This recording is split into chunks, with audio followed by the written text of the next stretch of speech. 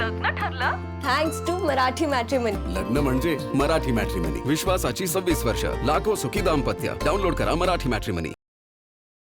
मतदारसंघातील BLAच्या कामाच्या संदर्भामध्ये आढावा घेण्याच्या संदर्भात माननीय शिंदे साहेबांनी जे आम्हाला आदेश केले होते त्यानुसार मी आणि माननीय राहुल शेवाळे साहेब जे पक्षाचे सरचिटणीस आहेत आम्ही दोघं त्या कार्यक्रमाला उपस्थित होतो.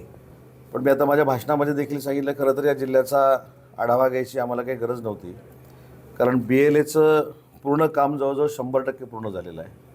एका मतदारसंघामध्ये फक्त एक 2-4% काम शिल्लक राहिलं आहे, ते देखील पुढच्या 7-8 दिवसामध्ये होईल. आणि सातारा जिल्ह्यामध्ये BLAचं काम हे बाकीच्या पक्षांपेक्षा शिवसेनेचं उजवं काम आहे, खरं काम आहे, यादीवर तपासून केलेलं काम आहे. आणि जे शिवसैनिक बूथ प्रमुख म्हणून काम करत आहेत त्यांनाच BLA म्हणून नेमण्यासाठी शिवसेनेच्या पूर्ण संघटनेनं एक प्रक्रिया राबवलेली आहे आणि त्याच्यामध्ये आम्हाला यश आलं आहे. तसं बघायला गेलं तर सातारा लोकसभामधल्या 2 मतदारसंघाचा आम्ही आढावा घेतला, वाई आणि सातारा. तर वाई आणि सातारा दोन्ही मतदारसंघ 100% BLA पूर्ण झालेले आहेत. फलटणला जी सभा झाली होती त्या सभेमध्ये तुम्ही म्हणाला होता की पक्षाच्या विरोधात जे कोणी जातं त्याला त्याच्या पद्धतीनं तुम्ही म्हणजे पक्षाच्या वतीनं त्याच्यावर कारवाई केली जाईल किंवा तशा पद्धतीनं. पण त्याच्यामध्ये तुम्ही महेश शिंदेचं नाव घेतलं नव्हतं आणि त्यामुळे महेश शिंदेनी स्पष्ट सांगितलं की माझं नाव घेण्याचं धैर्य तुमच्यात नाही. अशा पद्धतीचं त्यांनी म्हणजे त्यांच्या पद्धतीने नाही असं म्हणणं आहे. आणि आज बैठकीला तेही नव्हते, काय सांगाल? नाही, पहिली एक गोष्ट अशी आहे की शिवसेनेच्या जे मी परवा साहेबांच्या स्टेटमेंटमध्ये देखील ऐकलं की शिवसेनेचा कार्यक्रम असताना निमंत्रण द्यायची काय आवश्यकता नाही, कारण शिवसेना हे आमचं कुटुंब आहे. त्याचे पक्षप्रमुख, कुटुंबप्रमुख माननीय एकनाथ शिंदे साहेब आहेत. ज्यांना पटतं ते येतात, ज्यांना कदाचित पटत नसेल ते येत नसतील. आणि फलटणचा जो विषय होता तो निंबाळकर साहेबांच्या मतदारसंघातला होता. कोणी त्याला लावून घेण्याची आवश्यकता आहे असं मला काही वाटत नाही. नाव मोठं कोणाचं करायचं तर ते शिवसेना पक्षाचं करायचं, ही भूमिका आमची सगळ्यांची आहे. कोणाचं नाव घेतलं नाही, कोणाचं नाव घेतलं, कोणाला दुःख वाटलं, कोणाला आनंद वाटला, याच्यापेक्षा शिवसेना वाढवणं हे आमच्या सगळ्यांचं काम आहे. आणि तिथं देखील तुम्हाला 100% BLA झालेले दिसतील आणि 100% BLA पदाधिकारी हे शिवसेनेवर निष्ठा ठेवून काम करणारे दिलेले असतील. शिवसेनेची जी सध्या तयारी सुरू आहे की आगामी विधानसभा आणि लोकसभा दृष्टीने चालू आहे नाही, एक स्पष्ट आहे की महायुती करूनच आम्हाला लढायचं आहे. पण प्रत्येकाला प्रत्येकाचा पक्ष वाढवण्याचा अधिकार आहे. त्या भावनेतनं जर आम्ही BLAच्या माध्यमातून ग्रास रूटपर्यंत जर पोचत असू, आमचा पक्ष जर वाढत असेल तर आम्ही सगळं काम करतो आहे.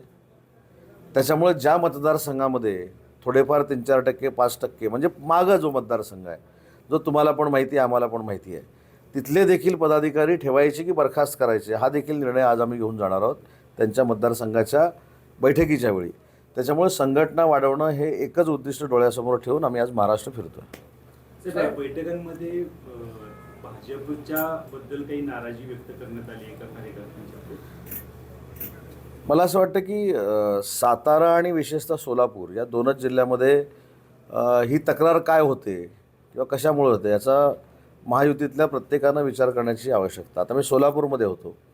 सोलापूरमध्ये आमच्या कोअर कमिटीची जी मिटिंग झाली तिथं देखील मला सांगण्यात आलं की मुख्यमंत्री महोदयांची बैठक घेऊन त्या ज्या काही अडचणी तिथे येत आहेत त्या सांगा. तेच साताऱ्याची आहे. आता ते सातारा आणि फक्त सोलापूरला अडचण काय येते हे माझ्यापेक्षा तुम्ही चांगलं जाणू शकता. त्याच्यामुळे या 2च जिल्ह्यामध्ये तक्रारी झाल्या, बाकी कुठं झाल्या नाहीत. सोलापूरमध्ये पालकमंत्र्यांच्या संदर्भात काहीतरी तर मी सांगितलं ना, मी जाहीर रेकॉर्डवर असं सांगितलं की ज्या विधान परिषदेच्या निवडणुका सुरू आहेत त्याच्यामध्ये सोलापूर आणि हा जो मतदारसंघ आहे तिथं आम्ही 110पेक्षा जास्त मतदार आहोत.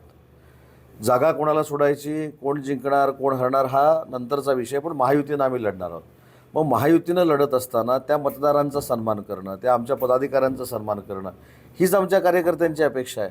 आणि जो शिवसैनिक आहे तो प्रेमाला भुकालेला आहे. बघा, निधीला पैशाला भुकेलेला नाही, तो प्रेमाला भुकेलेला आहे. मग मित्रपक्षाच्या लोकांनी देखील आम्हाला प्रेम द्यावं. आज देखील मी भाषणामध्ये सांगितलं, मी शिवसेनेचा पालकमंत्री आहे. मी राष्ट्रवादी आणि भाजपच्या कार्यकर्त्यांना बरोबर घेऊन चाललं पाहिजे. भाजपच्या पालकमंत्र्यांनी आम्हाला सगळ्यांना बरोबर घेऊन चाललं पाहिजे. हीच महायुतीतली भूमिका आहे. आणि आम्ही दोघंही दोघंही समन्वय समितीवर काम करतोय. साहेब, राज्यात 17 विधान परिषद निवडणुका आहेत, तर आतापर्यंत 1 तारीख शेवटची आहे उमेदवाराचं बघायचे. आतापर्यंत तिला सुटलेला दिल्लीपर्यंत वारे झालेले आहे. तर शिवसेनेच्या वाट्याला किती नाही, दिवसात- तिढा सुटला नाही असं आपल्याला वाटत असेल, पण तिढा ऑलरेडी सुटलेला आहे. 1 तारखेला 17च्या 17 फॉर्म हे महायुती म्हणून भरले जातील आणि महायुतीचे सगळेच्या सगळे उमेदवार निवडून येतील. शिवसेनेच्या वाट्याला किती- शिवसेनेने जागा किती मागितल्या होत्या आणि किती वाट्याला येतील? जागा किती मागितल्या होत्या आपल्याला माहिती आहेत, पण किती लढणार आहोत हे फॉर्म भरल्यानंतर आपल्या लक्षात येईल. पुण्यात एक दुर्दैवी घटना घडली आहे. हो. विषारी दारूमुळे जवळजवळ 16 जणांचा मृत्यू झालाय. काय आता याच्या अनुषंगाने राज्य सरकार म्हणून तुम्ही कशा पद्धतीने भूमिका तुमची काय असणार काय? तर मी जे आता टी व्हीवर बातमी बघितली त्याच्यामध्ये मिथिनॉल काहीतरी मिक्स होतं म्हणून अशा पद्धतीची घटना घडली असं टी व्हीवर येतं आहे. तर अशा पद्धतीचे अड्डे उद्ध्वस्त केले पाहिजेत ना, पोलिसांनी कारवाई केली पाहिजे. आता 13 माणसं गेल्यानंतर आपण कारवाई करणार आहोत. अशा ठिकाणी कडक कारवाई झाली पाहिजे, ही आमची भूमिका आहे. विधानसभेच्या जागेवरून रस्सीखेच सुरू आहे. सातारच्या जागेसाठी आपण शिवसेना अग्रेसर आहात असं चर्चा ना आहोतच ना. हे बघा, पहिली गोष्ट अशी आहे की आग्रही राहणं किंवा जागा मागणं ह्याच्यामध्ये काय फार दोष आहे अशातला भाग नाही. जसं भारतीय जनता पार्टीने पुणा आणि संभाजीनगर मागितलं, तसं आम्ही कोकण आणि सातारा मागितलं आणि संभाजीनगर मागितलं. त्याच्यामध्ये काय, जळगाव मागितलेली आहे आम्ही. तुम्ही जसं म्हणाला की सोलापूर आणि साताऱ्यामध्येच तेढ का निर्माण होतो याचा खरं सगळ्यांना माहिती आहे. मात्र आता असं झालंय की साताऱ्यामध्ये निर्णायक, सातारा सांगलीमध्ये जी काही 140 शिवसेनेची ही आहे मतदार आहे, तर त्याचा तो निर्णायक मतदार आहे. कसं बघता म्हणजे हा नाही, माझं म्हणणं सातारा आता- जिल्हा परिषदेला जो वाद झाला होता त्याच्यानंतर तुम्ही नाही, माझं तेच म्हणणं आहे, आता बघण्यापेक्षा ह्याचा विचार पूर्वीपासून झाला पाहिजे होता. जेव्हा आपण महायुतीमध्ये, मी बाकीच्या कुठच्याही जिल्ह्यांना दोष देत नाही. बघा, माझ्याकडे अतिशय सुरळीत कोकणामध्ये विधान परिषद होणार, ज्यांना कोणाला तिकीट मिळेल तसं, बरोबर आहे. त्याच्यानंतर यवतमाळमध्ये होणार, त्याच्यानंतर नागपूरमध्ये होईल, त्याच्यानंतर जळगावमध्ये होईल, नाशिकमध्ये होईल. मग अशी परिस्थिती इथंच का?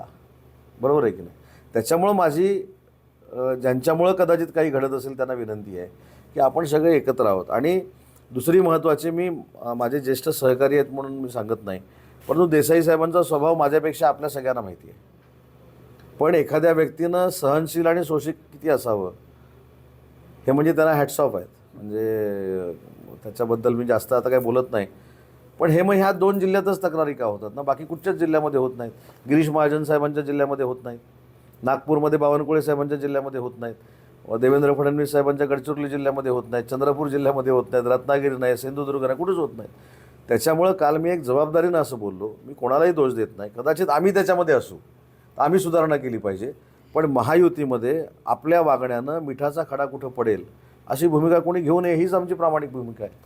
साहेब, आता उद्याच्याला पुन्हा एकदा उपोषणाला बसत आहे. नेमकी आपली तर सरकारकडून नेमकी भूमिका आहे? मनोजदादांच्या सगळ्यात जवळचे, तसं बघायला गेलो तर त्यांची प्रामाणिकपणानं कामं करणारे शिवसेनेमधले आम्ही 2 मंत्री आहोत असं त्यांनी स्वतःहून सांगितलेलं आहे. पण यावेळी प्रसाद लाड आमच्या सगळ्यांचं नेतृत्व घेऊन तिथे गेलेले होते. आज काहीतरी ते भेटणार होते. विखे पाटील साहेब समितीचे अध्यक्ष आहेत आणि प्रसाद लाड साहेब भेटणार होते. आता आम्ही दोघं त्यांच्याशी चर्चा करणार आहोत, कारण आम्ही समितीमध्ये आहोत, त्यामुळे आम्ही दोघं त्यांच्यावर चर्चा करणार आहोत. पण मनोजदादांनी एवढ्या जास्त उन्हामध्ये उपोषणाला बसणं, आमरण उपोषणाला बसणं हे त्यांच्या प्रकृतीच्या दृष्टीनं देखील योग्य नाही. ही आमची प्रामाणिकपणाची भावना आहे. आणि आपल्याला माहिती आहे, एकनाथ शिंदेसाहेब मुख्यमंत्री असताना मराठा समाजाचे अनेक प्रश्न सुटलेले आहेत. देवेंद्रजी त्याच्या पुढं जाऊन ते सोडवत आहेत. त्याच्यामुळे महायुतीचं सरकार हे मराठा समाजाबरोबर आहे. त्याच्यामुळे असा निर्णय मनोज जरांगे पाटील साहेबांनी घेऊ नये, ही आमची भूमिका आहे. सर, एक माझा शेवटचा प्रश्न आहे की मुख्यमंत्र्यांनी मध्यंतरी स्टेटमेंट दिलं होतं की छत्रपती संभाजीनगर आणि नाशिक ही दोन्ही सुद्धा आम्ही मागितले आणि शिवसेनेनं सुद्धा दोन्ही मागितले होते मतदारसंघ. मात्र नाशिक भाजपला सोडला तर सातारा सांगली शिवसेनेला सोडावं लागेल अशी काही चर्चा झाली किंवा अशी मागणी होती? नाही, ह्या चर्चा सुरूच आहेत. म्हणून मी सांगितलं की 17च्या 17 जागा आम्ही महायुतीनंच लढणार आहोत. पण कशा पद्धतीनं जागेचं वाटप होईल हे शेवटी आमचे मुख्य नेते पक्षप्रमुख एकनाथ शिंदेसाहेब, देवेंद्रजी आणि सुनेत्राबाईंनी ठरणार आहेत. आपण सगळ्यांनीच, आमच्या सकट सगळ्यांनी थोडे आता 24 तास धीर धरू. नाशिकच्या बदल्यात सातारा सोडली असं आता कुठच्या बदल्यात काय हे मला अजून माहिती नाही. मला पण नाही, आता राजेंना माहिती आहे की मला माहीत नाही. पण आम्हाला कोणालाच माहिती नाही. संध्याकाळपर्यंत चित्र स्पष्ट होईल की उद्यापर्यंत स्पष्ट होईल. आजच्या मेळाव्याला धन्यवाद. शिंदेला आले नाहीत हां, आजच्या मेळाव्याला बैठकीला आता कामात व्यस्त असतील ना, आता कसं आले नाहीत त्यांना काय करायचं? Thanks to Marathi matrimony. लग्न म्हणजे मराठी मॅट्रिमनी. विश्वासाची 26 वर्ष. लाखो सुखी दाम्पत्य. डाउनलोड करा मराठी मॅट्रिमनी.